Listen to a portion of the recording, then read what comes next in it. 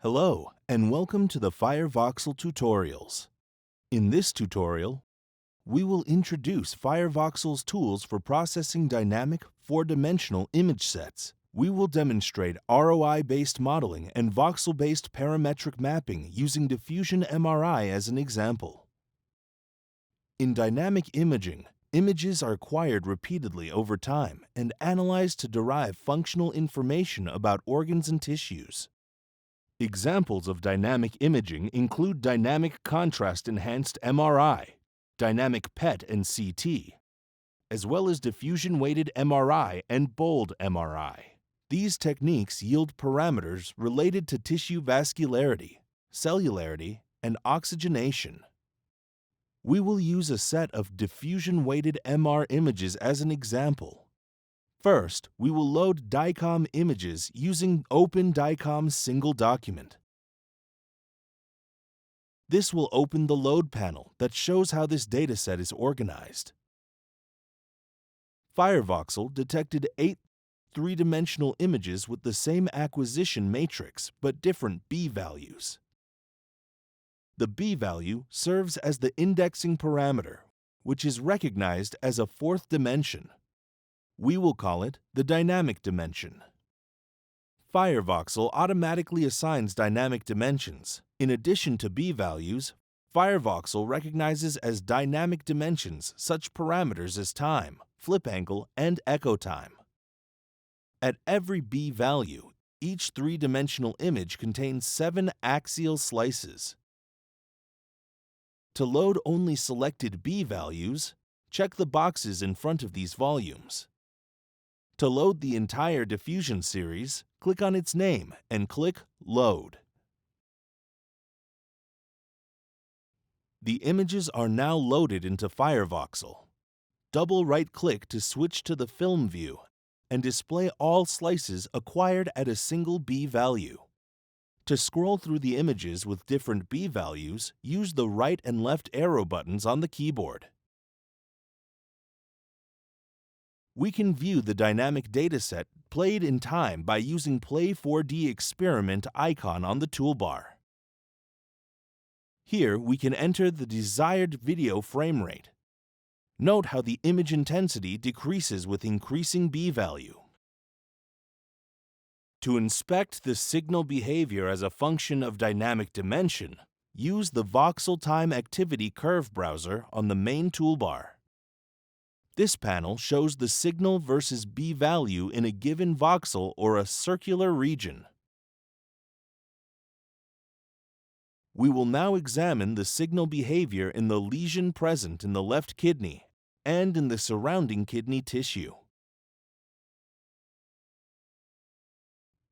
We will load previously saved regions of interest for the lesion, non-lesion left kidney parenchyma, and the whole left kidney.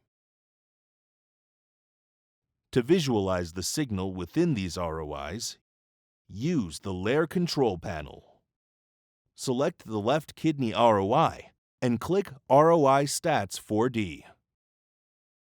This will open a panel with the plot of the signal versus b-value.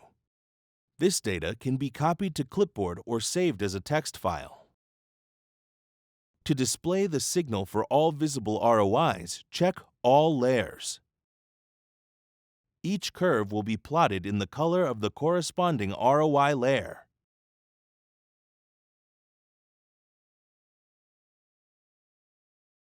Before we proceed, we will save our work as a FireVoxel document.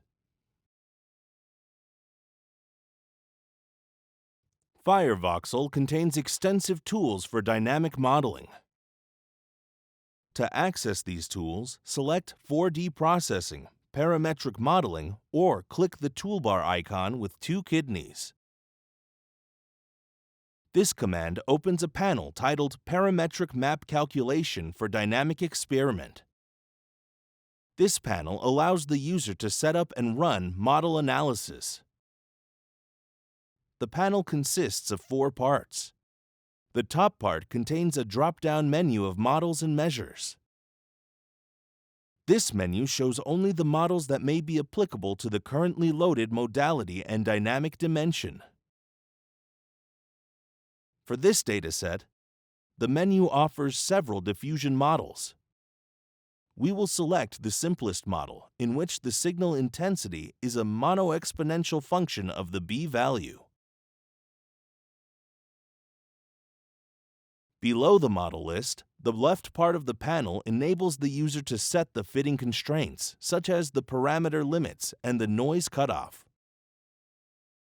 The right part of the panel contains a list of output model parameters that the user may choose to display. The mono-exponential diffusion model has two outputs: the apparent diffusion coefficient, or ADC, and the fit residual. Finally, the buttons at the bottom allow the user to select how the fitting is performed. We may select voxel by voxel fitting for the entire image, or only for voxels within a selected ROI, or we may fit the signal curve averaged within an ROI. We will first determine the ADC in the left kidney lesion and in the non-lesion parenchyma by fitting the average signal curves for these tissues. Select the lesion ROI as the active layer in the layer control. Next, open the parametric modeling panel.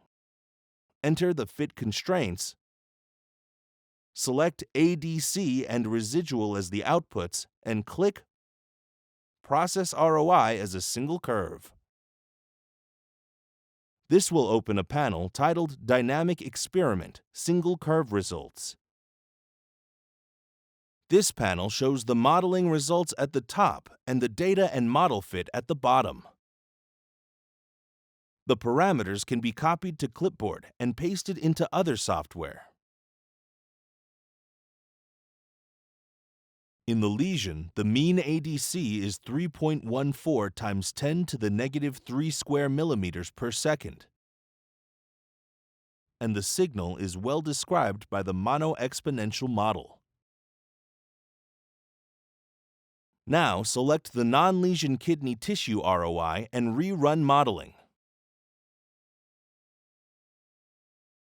In the kidney tissue, the ADC is 2.24 times 10 to the negative 3 square millimeters per second.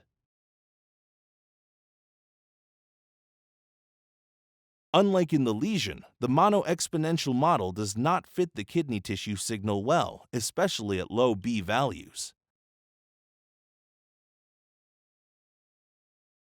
The kidney's non-mono-exponential diffusion signal is related to the high perfusion and complex architecture of the renal tissue. Several non-mono-exponential diffusion models are available in the parametric modeling menu. Let's select the bi-exponential intravoxel incoherent motion model. The IVIM model can separate the contributions of molecular diffusion from the effects of vascular perfusion. Let's select the microcirculation fraction F, pseudodiffusion coefficient D, diffusion coefficient D, and the fit residual as the outputs, and run the IVIM model for the left kidney parenchyma. The IVIM model produces a better fit than the mono-exponential model and yields the diffusion coefficient D of 1.49 times 10 to the negative 3 square millimeters per second. This value is 33% lower than the ADC obtained from the mono-exponential model. This difference illustrates the importance of taking into consideration the complex diffusion behavior observed in some tissues, such as the kidney. We will not go into details of advanced diffusion models here. For the remainder of this tutorial, we will continue using the mono-exponential model. Another modeling option is to generate a parametric map for each voxel within an ROI. The ROI needs to be created beforehand and selected as the current active layer or the only visible ROI layer. Select the whole left kidney ROI. Open the parametric modeling panel, select the mono-exponential model and click Process ROI Only. This operation creates voxel maps of the output parameters within the selected ROI. Each parametric map is placed in an automatically created new layer. Parametric maps have the same resolution as the original images, but contain real, floating point values, unlike the acquired images or ROI layers, which are integer. The ADC map is displayed in units of millimeters squared per second. To display the ADC map overlaid on the diffusion images, place the map layer on top of the base image and adjust the opacity of the map in the Layer Control panel. To change the color map, use View Filter, select Hot Color Map, and adjust the window center and width. Now, let's switch to Slice View to examine the ADC of the lesion. The lesion ADC is heterogeneous and appears to be overall higher than the ADC of the surrounding renal parenchyma. To examine the ADC distribution in the lesion, select the ADC map and lesion ROI and click ROI Stats 3D. The Statistics panel shows the histogram of the ADC values within the lesion ROI.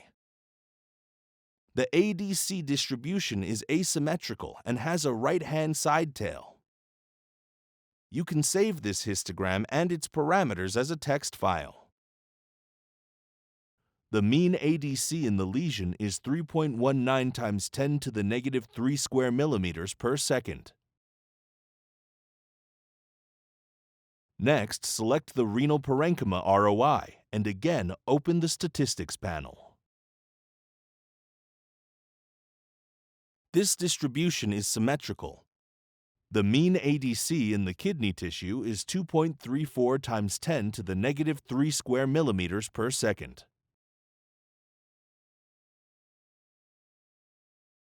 Finally, to obtain a whole image ADC map, activate the base layer and open the Parametric Modeling panel to set up this fit. For faster fitting, it is helpful to carefully select the fitting constraints, such as the noise floor. Then select Process All. After a few minutes, whole image voxel maps of the ADC and residual will be generated and placed into automatically created new layers. You can adjust the appearance of the map using View Filter as described in the previous step. To sample the ADC distribution in the lesion and parenchyma, use ROI Stats 3D. The ADC values obtained here are the same as the ADCs obtained in the previous step. This concludes this introduction into FireVoxel's main feature, its modeling tools. These tools provide extensive options for quantitative processing of dynamic MRI, PET, and CT studies. Users are encouraged to learn more about FireVoxel models. For more information, please visit our website. Thank you.